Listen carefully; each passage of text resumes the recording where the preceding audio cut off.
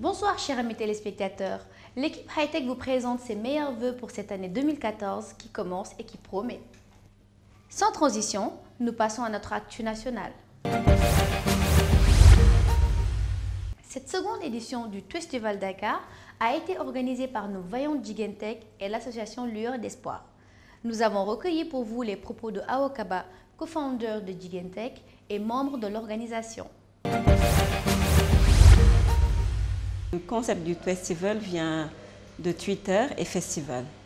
Donc, le Festival est un événement qui se passe un peu partout dans le monde, qui regroupe différentes catégories de public. Donc, le but du Festival est d'aider des communautés démunies à travers les réseaux sociaux, tels que Twitter. Jigentech a organisé la deuxième édition du Festival Dakar et, pour aider en fait une association à prendre en charge des enfants malades qui sont à l'hôpital Aristide Le Dantec. Donc Jigentech est le premier hub des femmes dans la technologie, de l'information et de la communication au Sénégal. Donc nous voulons que les femmes soient beaucoup plus dans le domaine des TIC au Sénégal, les motiver à embrasser en fait les filières scientifiques et à rester dans le domaine de la technologie. Lueur d'Espoir est une association qui aide les enfants atteints de maladies chroniques qui sont à l'hôpital Aristide Le Dantec. En fait, c'est une dame qui a eu l'initiative de créer cette association pour aider ces enfants qui souffrent, qui n'ont pas tout le temps les moyens de prendre en charge en fait, les médicaments et qui habitent dans des zones reculées du Sénégal. Pour une première organisation, vraiment, on a atteint nos objectifs. Bien vrai qu'on a beaucoup besoin d'argent pour ces enfants-là, pour couvrir tous les besoins. Jigentech, en fait, organise des événements pour aider des communautés à travers les TIC. Nous exhortons aussi d'autres communautés à faire pareil, parce qu'il y a des gens qui souffrent, qui sont là, et à travers la technologie, on peut les aider en utilisant les réseaux sociaux. En parler, juste le fait d'en parler, d'autres personnes peuvent être au courant de cela et venir aider.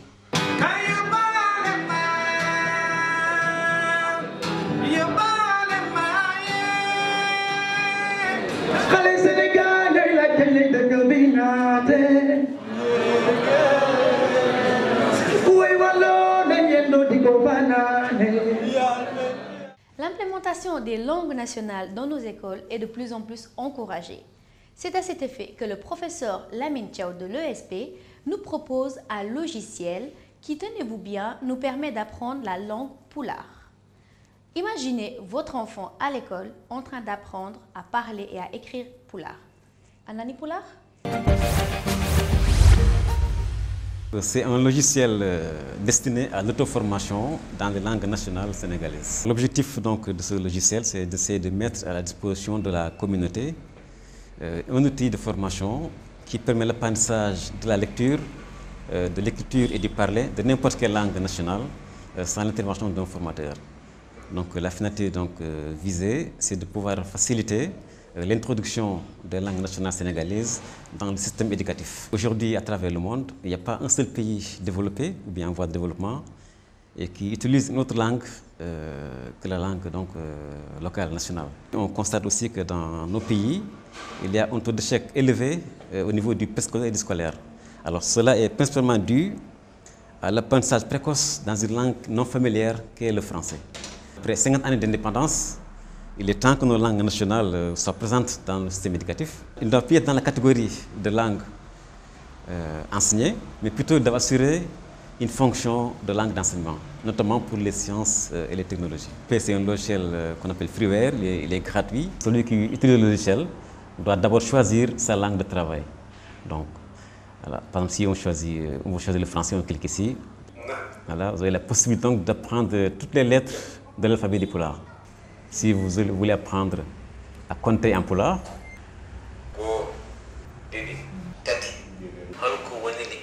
j'en appelle à tous les compatriotes qui travaillent dans les langues nationales de venir collaborer avec moi pour aider les populations à maîtriser nos langues.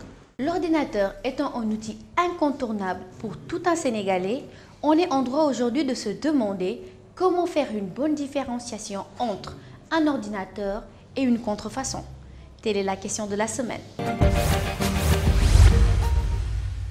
L'évolution de la technologie a favorisé le développement des produits informatiques et contribué à l'émergence de son activité dans le secteur commercial. Les ventes des produits informatiques sont alors subitement devenues une industrie puissante où les premières tentatives d'imitation de produits ont commencé. Chaque année, des centaines d'ordinateurs arrivent sur le marché sénégalais. Comment reconnaître un ordinateur contrefaçonné? Par exemple, vous voyez derrière les machines, il y a une étiquette commune. L'étiquette là, elle vous montre que la machine, elle est originale.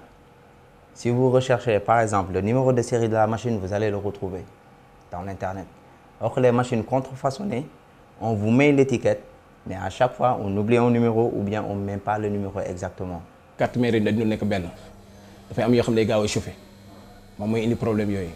Selon les poids ak design bi dafay am ñun dinañ ko xam commerçant bi dina ko xam quoi parce que boo xoolee di nga xam bi ci baax ak bi ci baaxul. D'habitude, moi, ce que je fais, je prends l'ordinateur contrefaçonné, donc qui est à peu près assez léger. Et donc ensuite, pour avoir le cœur net, je prends le numéro de série que je mets sur Internet pour vérifier l'authenticité de cet ordinateur portable. Comme avantage, la contrefaçon permet aux plus démunis de s'approprier un ordinateur avec une marque imitée, aux vendeurs de pièces informatiques d'écouler leur stock et aux maintenanciers de réparer plusieurs machines. Ce qui est sûr, c'est qu'ils ont tous un ennemi en commun, à savoir les contrefacteurs liés à l'utilisation de ces matériels. Et à quel risque? Du moment que les gens amènent des pièces, par exemple, disons des cartes mères, des ordinateurs portables, vous voyez, des batteries pour les ordinateurs portables, des chargeurs, vous voyez, des ordinateurs portables, ça nous arrange, vraiment. Parce que du moment qu'il y a des ordinateurs contrefaçon, vous voyez, le matériel ne peut pas durer. Qualité et garantie, disent certains. D'autres émettent tout simplement des réserves à cause des problèmes liés à l'imitation qui rendent l'utilisation très éphémère. D'habitude, on est accompagné d'un initié, d'une personne qui est fort en informatique, ou bien on va dans un magasin de marque où l'ordinateur est sûr d'être garanti pour 2 ans plus. Contrefaçon dafa bëri ay problème parce que di nga ko jaay nit au début dina neex mais dafa bëri yoo xam ne boo demee ay 3 mois 4 mois mu commencé indi ay problème quoi léegi yow problème boobu da ngay diggante boobu da nga ci am problème clientèle bi. On constate en définitive une certaine perte de confiance pour les vendeurs et les clients lorsqu'ils comprennent que leur matériel sera en constante réparation. Par exemple, vous pouvez dépanner un ordinateur contrefaçon, vous dépannez la panne, vous remettez ça au client. 1 semaine, 2 semaines après, le client vous appelle et puis il vous dit qu'il a une autre panne. Ce qui fait que le client doute de la bonne réparation et de la compétence du technicien. Comme que nous avons des garanties, dañuy garantie 1 an machine, mënuñoo jaay contrefaçon parce que contrefaçon mënoo ko yor 1 mois wala 2 mois yoo xam ne amul problème.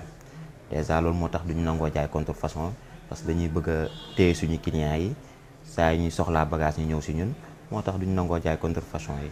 Il a été prouvé que ce phénomène conduit à un recul de l'investissement et une certaine déstabilisation du marché dans le domaine informatique. En effet, les créateurs et les décideurs sont tous d'avis que des dispositions pratiques et efficaces devraient être conjointement prises pour lutter à la contrefaçon.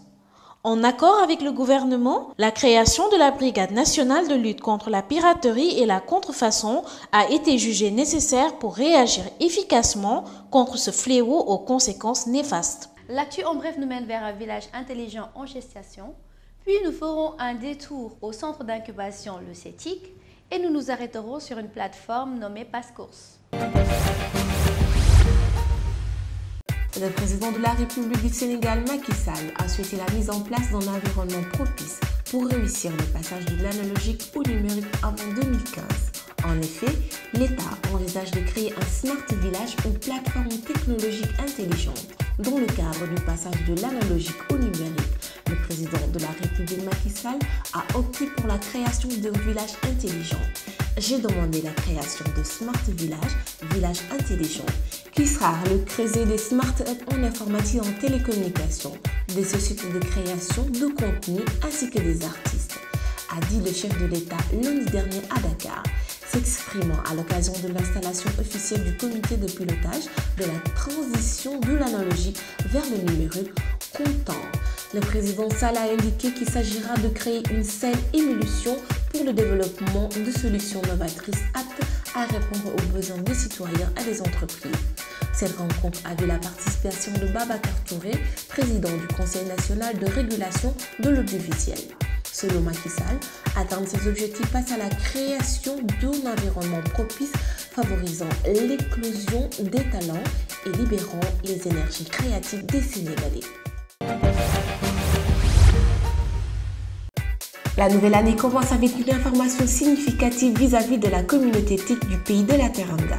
En effet, le célèbre centre d'incubation CTIC Dakar, qui est au cœur de la communauté des entrepreneurs des TIC au Sénégal, vient d'annoncer à ses incubés, après 3 ans de bons et loyaux services, le très apprécié directeur général actuel, Omar Sarr, ne serait plus directeur de la structure et qu'il sera succédé par Regina Mbodj.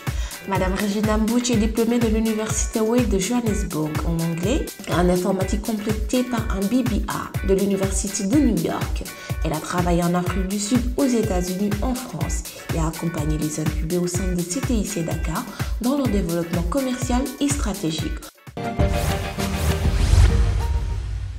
Créée par un Sénégalais, la société Passcourse vient de mettre en ligne une plateforme de commerce électronique fonctionnant à l'aide d'un système de paiement dématérialisé sur Internet, ne nécessitant pas la possession d'une carte bancaire. En effet, si les paiements peuvent être réalisés avec une carte de crédit, ils peuvent également l'être via Orange Money, Wari ou PayPal. La livraison des produits achetés est assurée dans un délai de 24 heures après le paiement de la commande dans la région de Dakar et de 48 heures dans les autres régions. La société Passcourse a noué des partenariats avec des grossistes en produits alimentaires afin de garantir les meilleurs prix du marché à ses clients. Et travaille également avec un réseau de médecins et pharmacies et mutuelles de santé. La rubrique Entretien nous parle aujourd'hui de la dématérialisation et reçoit M. Mortala Diop. Merci de m'avoir invité. Je suis Mortala Diop. Je suis le directeur des études et du développement international de Gaindé 2000. En quoi consiste la dématérialisation d'un système? Dématérialiser, on parlera plutôt peut-être de dématérialiser une procédure ou dématérialiser des documents. Donc le système n'est que le moyen ou le support pour y arriver. Mais essentiellement, lorsqu'on parle de dématérialiser, c'est de remplacer l'ensemble des supports qui sont physiques aujourd'hui par des supports qui sont numériques. C'est-à-dire qu'on puisse initier une procédure par un support informatique et qu'on puisse quasiment enchaîner l'ensemble des intervenants dans cette procédure-là sans pour autant avoir à se passer des papiers, à faire circuler beaucoup de papiers. Donc ça, c'est souvent quand on parle de dématérialisation d'une procédure. Combien ça coûte de dématérialiser son système? Bon, il est clair que lorsqu'on entame en fait des procédures aussi lourdes, ça entraîne des coûts, parce que le support informatique est là, est disponible, mais souvent ça nécessite quand même des technicités particulières. Ça nécessite également de faire intervenir peut-être différentes composantes qui permettent d'avoir un système fiable et sécurisé.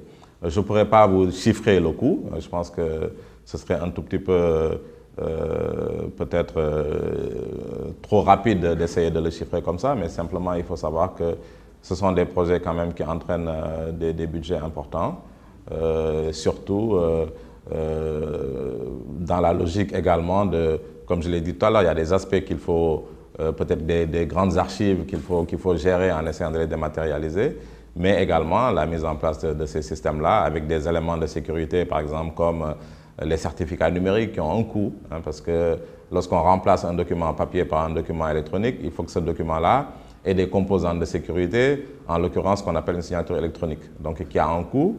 Et si vous prenez la population des commissionnaires agréés en douane du Sénégal ou des opérateurs économiques au sens large, chaque opérateur aujourd'hui a une identité numérique. Ça veut dire qu'il peut signer électroniquement en fait, les documents qui se mettent dans une plateforme. Donc ça entraîne quand même un certain nombre de certains coûts, en termes d'infrastructure également, parce qu'il faut sécuriser. Et puis quand on parle de dématérialiser, ça veut dire qu'il y a une composante d'archivage qui est importante, donc qui, entraîne en fait un stockage de documents importants. Je ne dis pas données, parce qu'au-delà de la donnée, il y a les documents, puisque les documents gardent quasiment la valeur juridique en fait, du document physique papier. Et donc, lorsque vous archivez, quasiment, vous devez avoir quelque part la possibilité d'avoir la représentation du document, mais sous un format électronique. Quel est le niveau de sécurité et que devient la valeur administrative des documents? Bon, comme je l'ai dit tout à l'heure, il est clair qu'un système, au départ, il peut être séduisant, mais il faut absolument le sécuriser. Et c'est ça qui fait que ça le pérennise, c'est ça qui fait que les gens sont à l'aise dans l'utilisation parce qu'ils ont le sentiment que leurs données sont quand même confidentielles, sont protégées. Mais surtout, ce que je disais tout à l'heure, c'est ce qui est important, c'est que, en tout cas, chaque propriétaire de documents, ou bien chaque structure qui est à l'origine d'un document généré doit avoir la possibilité de pouvoir retrouver ce document. Parce qu'on archive pour retrouver. On n'archive pas forcément pour stocker, mais on archive parce qu'à un moment donné, quand on a besoin de le retrouver, qu'on puisse le retrouver assez facilement. Donc, pour revenir à la question, oui, quand je parlais tout à l'heure de signature, la signature certifie le document. Ça veut dire que je le soumets, donc je prends la responsabilité de ce que je soumets, et donc je le certifie. Mais au-delà de tout ça, la sécurité, elle est beaucoup plus large. La sécurité, c'est la sécurité de l'infrastructure qui fait que vous n'avez pas forcément d'intrusion externe. La sécurité, quand on parle de sécurité de données, c'est également d'avoir la possibilité de pouvoir déceler toute altération de données. C'est peut-être un peu technique ce que je dis là, mais que si la donnée a évolué, qu'on puisse assez rapidement détecter qu'il y a eu une modification d'une donnée qui avait été préalablement stockée de façon différente. Et donc là également, ça entraîne des mesures de sécurité importantes, mais les technologies sont disponibles aujourd'hui. J'oubliais de préciser également, ça c'est un élément important, peut-être dans la première question que vous aviez, c'est qu'aujourd'hui l'environnement juridique est disponible au Sénégal. C'est-à-dire qu'il y a des lois qui ont été votées à l'Assemblée qui font qu'aujourd'hui, vous avez quasiment la même valeur juridique d'un document électronique que d'un document physique. Et quand même, l'ensemble de ces éléments-là, aujourd'hui, favorisent le contexte de la dématérialisation. Une dernière recommandation pour les plus réticents. Il est important que les gens comprennent bien que c'est quelque chose qui est censé venir améliorer la façon de travailler et également améliorer également des coûts, des coûts des frais généraux de l'archivage, de stockage de documents qui nécessitent quand même beaucoup d'espace aujourd'hui.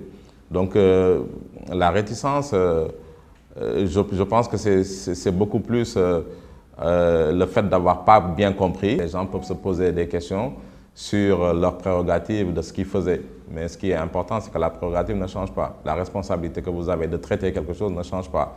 C'est simplement le support qui change. Et quand ce support change, le support il est conservé. Et ensuite, ce que vous faisiez en mettant un tampon et un cachet sur un document, vous le faites aujourd'hui par des moyens informatiques. Un dernier mot.